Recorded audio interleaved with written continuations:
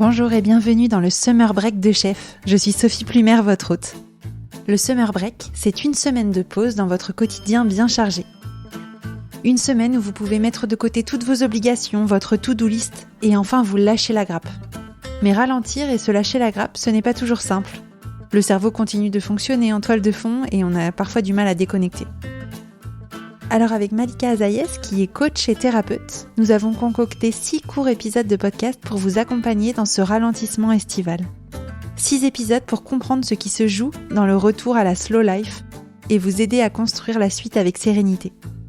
Concrètement, nous avons exploré 6 thèmes. Chaque thème est une étape d'un cycle qui vous aidera à prendre soin de vous et à penser votre impact de manière positive. J'espère sincèrement que ce Summer Break vous aidera à bien déconnecter. Je vous souhaite une belle écoute et un bel été. Bonjour Malika. Bonjour Sophie. On est ensemble pour ce premier épisode qui a pour thème ralentir. Est-ce que tu peux m'expliquer pourquoi c'est le premier thème que tu as choisi pour cette saison ? Peut-être de tous les messages, s'il devait en rester qu'un, ce serait celui-là. C'est le démarrage et c'est tant que possible avoir des moments pour accepter le rien, comme le démarrage de quelque chose justement. Et pour moi, être en mouvement, c'est être en mouvement et en conscience. Et être en conscience, ça nécessite de ralentir. C'est probablement pour ça que c'est pour moi le premier mouvement. Ça veut dire quoi ralentir ? Ça veut dire mettre du lent là où ça pourrait être rapide. Accorder plus d'importance à des choses qui paraissent anodines. Du coup, ça veut dire voir le beau, par exemple. Qu'est-ce que ça apporte de positif ou de moins positif de ralentir ? Pour moi, ralentir, ça permet de profiter de la vie. Tu vois, c'est comme si tu te mettais une loupe sur tu vois, une partie de ton salon que tu regardes juste en tournant la tête. Et puis là, que tu regardais à la loupe, chacune des étagères, chacun des livres. Ça permet de mettre plus d'emphase sur ce qui est, en fait. J'aime pas les raccourcis trop immédiats, mais il y a quand même un endroit où je pourrais faire un lien direct entre ralentir et donc vivre en conscience et se sentir plutôt bien dans ses baskets, quoi. J'aurais envie de faire ce lien-là, même si c'est un peu direct. Ça, c'est pour la partie cool. La partie moins cool, c'est que parfois, quand tu ralentis, il se passe des trucs pas très agréables. Tu peux sentir des choses que tu sentais pas avant. Peut-être quand t'allais vite, tu trouvais ton boulot hyper sympa, hyper stimulant, tes collègues hyper cool. Et puis quand tu ralentis un peu, tu t'aperçois qu'en fait, ton boulot t'emmerde un peu. Tes collègues, parfois, ils sont un peu limites. Tu vois, il y a un endroit où ça peut être risqué de regarder les choses avec plus d'attention. Comme d'une certaine manière, ralentir, ça permet de sentir. Quand on sent, on choisit pas. À 3, je sens que les trucs cool.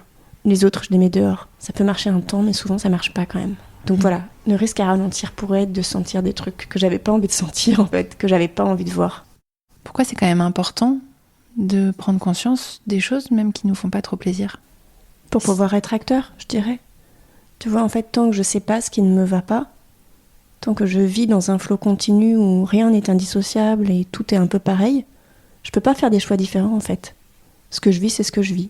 Et il y a rien à remettre en cause, il y a juste tout à vivre en bloc. En se disant des phrases à la con comme « mais c'est normal que ce soit difficile, la vie c'est pas facile, il faut faire des efforts, on a de la chance quand même ». Quand il n'y a pas de volume, quand il n'y a pas de dessin, quand tout est pareil, pas de discernement, il n'y a rien qui peut me donner des indices que finalement ce que je vis est pas si chouette. Donc à partir du moment où je ralentis, je peux discerner ça en fait. Tant que je sens pas ça, je peux pas faire des bons choix pour moi en fait. Je peux pas faire d'autres choix que ceux que je fais sans réfléchir. Ça peut faire peur ? De faire à nouveau des choix ? Ouais, parce qu'on peut avoir peur de se tromper. Ça va entraîner des décisions que j'ai pas forcément envie de prendre. Oui, j'entends ça et en même temps, vu de ma fenêtre, toutes les non-décisions d'avant, c'est-à-dire tous les choix que tu fais sans savoir que tu fais vraiment des choix, sont aussi impactants que ceux que tu ferais en conscience, quoi. Donc il y a un endroit entre faire des choix sans en avoir conscience et faire des choix en conscience, autant les faire en conscience. Même si ça peut être un peu lourd, avec des questions quasi existentielles de qu'est-ce qui fait sens pour moi. Mais dans les faits, entre faire semblant de ne pas faire de choix, qui est juste une vision de l'esprit, et puis faire des choix en choisissant vraiment, moi, je préfère la version 2.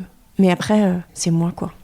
J'écoutais l'autre jour une interview de Christophe André qui disait l'homme est le seul animal qui ne s'arrête pas quand il est fatigué. Même des animaux qui sont très rapides, des guépards, tu vois, ou des symboles de peut-être de virilité, de rapidité. Une fois qu'ils ont fini leur course et quand ils sont fatigués, ils s'arrêtent, puis ils se posent au soleil tranquille. Pourquoi est-ce que l'homme n'arrive pas à ça, tu vois? Et où parfois, au plus on est fatigué, au plus on a envie d'en faire, parce qu'on a comme des injonctions à toujours repousser les limites de notre corps parfois et de notre esprit. J'aime bien ta question du pourquoi. Et avant de répondre au pourquoi, j'ai envie de dire que pour moi, être en bonne santé, globalement, physique et psychique, c'est d'être en capacité d'entendre ces messages-là du corps et de les suivre. D'aller jusqu'au bout du cycle du besoin. Et de là où ça part, ça peut être « je suis fatiguée, je vais me reposer. J'ai faim, je vais manger. J'ai envie d'interagir, j'interagis. » Il y a un endroit où on pourrait se dire que c'est évident. Mais pour moi, c'est un signe de bonne santé. C'est-à-dire avoir le signal de départ de quel est mon besoin profond, de pouvoir le nommer et de pouvoir l'agir. C'est vraiment un signe de bonne santé. Sur le pourquoi, je dirais qu'il y a quelque chose de très valorisé à être dans des formes d'efficacité, de rapidité et de productivité. On va dire une déformation sociale et culturelle. Ouais. Mais il y a un endroit où, socialement, je trouve que le vide, ça fait pas partie des trucs les mieux acceptés. Comme si quelqu'un qui allait un peu doucement ou qui avait des périodes de vide, ce serait vraiment mal vu et extrêmement questionnant. Peut-être il va pas bien, peut-être il est en dépression. C'est rare de dire moi je sens que j'ai besoin de vide en ce moment. Ah oui, c'est vrai, t'as besoin de vide. Ah ouais, mais moi j'adore ces périodes de vide aussi. Mais c'est rare, c'est extrêmement rare, tu vois. Donc il y a vraiment un endroit où la stimulation c'est fun. Le trop plein, c'est normal. L'effort, pareil, c'est normal, c'est bien. Souvent, c'est ça qui a été appris. Et comme tout ce qui est appris, ça peut se désapprendre, et ça met un peu de temps quand même.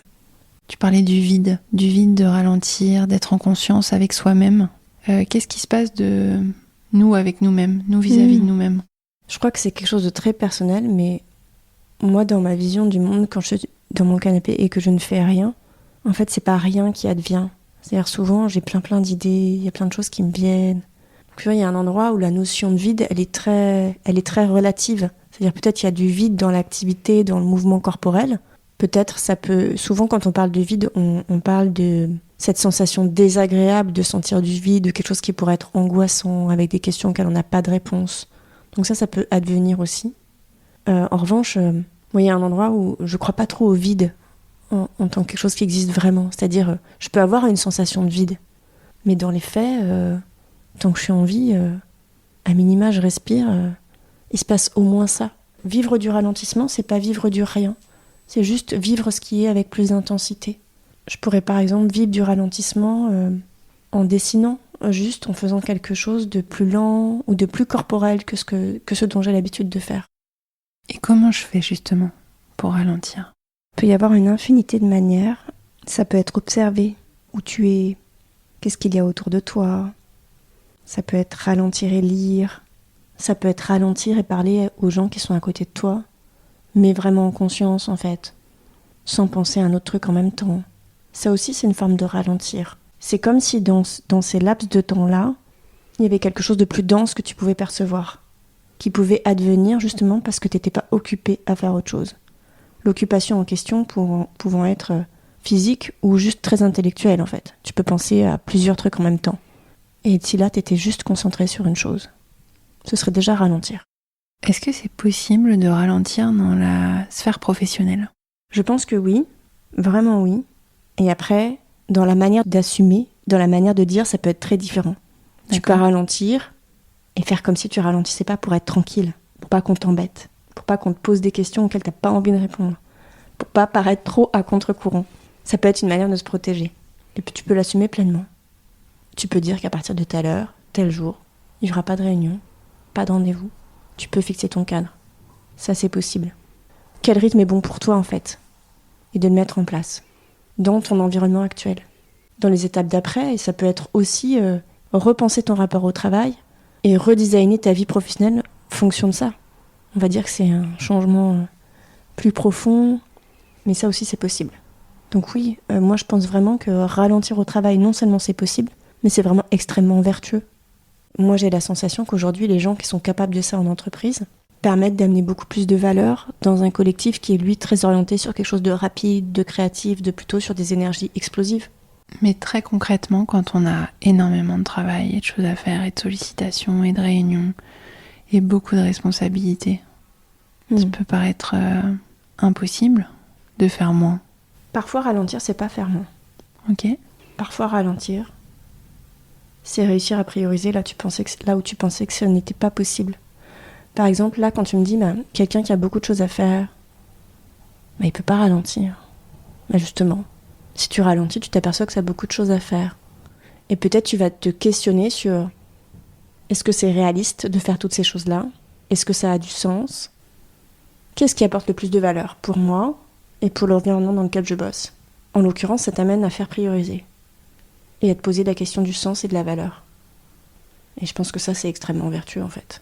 Juste continuer à faire autant me semble pas être la bonne solution.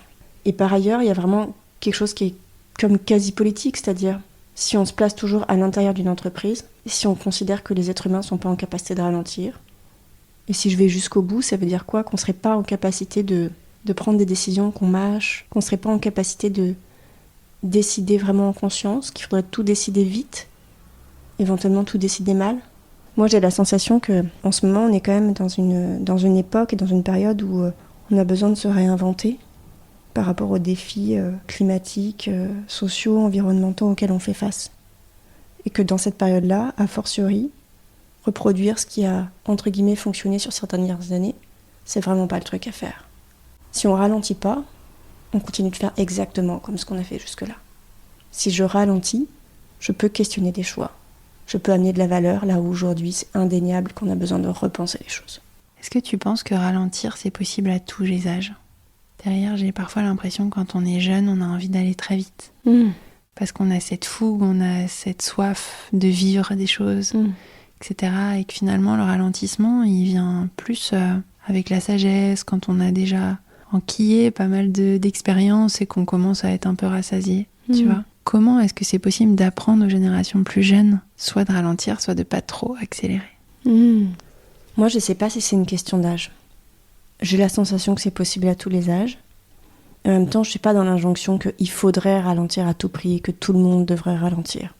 Je pense que c'est à chacun de trouver le bon rythme, les bons rythmes. Qu'est-ce qui est juste pour chacun ? Ça, c'est un endroit où c'est un cheminement hyper personnel. Parce que tu parlais des jeunes et tu disais, mais comment on peut apprendre aux jeunes à ralentir alors qu'il y aurait tant d'énergie et tant d'envie ? Moi, j'ai l'impression que partout où tu fais les choses avec plaisir, pour le plaisir, t'es déjà dans une forme de ralentissement. Donc il peut y avoir du beaucoup, il peut y avoir du rythme. Et en même temps, quand t'es dans une activité par plaisir et que tu goûtes chacun des instants, t'es déjà dans une forme de ralenti. T'es déjà dans une forme de conscience. T'es pas embarqué dans une action qui est faite de manière mécanique. Et je pense qu'à tous les âges, on peut ralentir. Pour conclure, est-ce que tu auras un message aux personnes qui nous écoutent ? Je crois que j'ai un conseil un peu à contre-courant. Il y a une part de moi qui aime pas trop donner des conseils. Je crois que mon conseil, ce serait de pas trop écouter les conseils. Ce serait justement de pouvoir questionner et de pouvoir prendre des conseils que s'ils vous plaisent, quoi, que s'ils résonnent pour vous. Ce serait une autorisation à sentir, ralentir et sentir. Ce serait ça mon conseil. Pas trop écouter les conseils. Merci Malika. Merci à toi.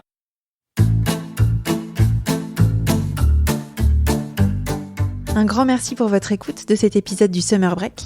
Si vous avez envie de poursuivre votre réflexion et votre mise en mouvement personnelle ou celle de votre entreprise, vous pouvez nous contacter, Malika ou moi, sur LinkedIn ou sur Instagram.